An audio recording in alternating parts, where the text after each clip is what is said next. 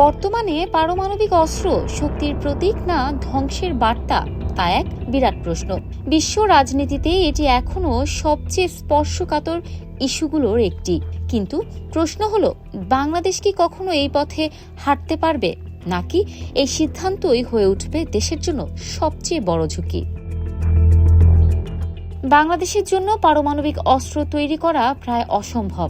শখ করেও বাংলাদেশ কখনো এমনটা করতে পারবে না, এবং এর পেছনে রয়েছে একাধিক বড় বাধা।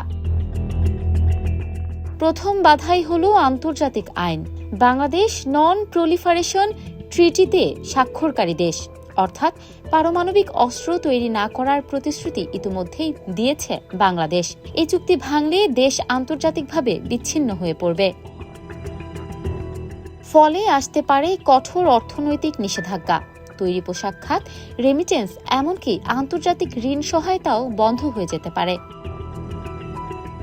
দ্বিতীয়ত, প্রযুক্তিগত সীমাবদ্ধতা। পারমাণবিক বোমার জন্য প্রয়োজন 90% বেশি সমৃদ্ধ ইউরেনিয়াম, যার প্রযুক্তি ও সক্ষমতা বাংলাদেশের নেই। তৃতীয়ত, আন্তর্জাতিক নজরদারি।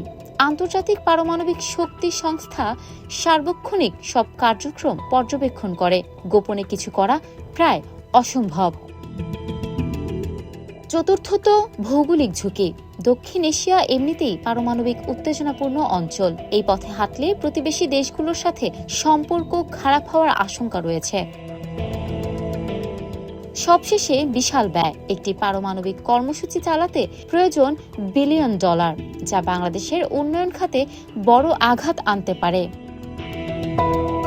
বিশেষজ্ঞদের মতে পারমাণবিক অস্ত্র নয়, স্থিতিশীলতা, অর্থনীতি এবং শান্তিপূর্ণ কূটনীতি বাংলাদেশের প্রকৃত শক্তি। এই পথ থেকে সরে আসা মানেই হতে পারে বড় ধরনের ঝুঁকি। ইফফাত আরা আইরি, ক্যাম্পাস টাইমস।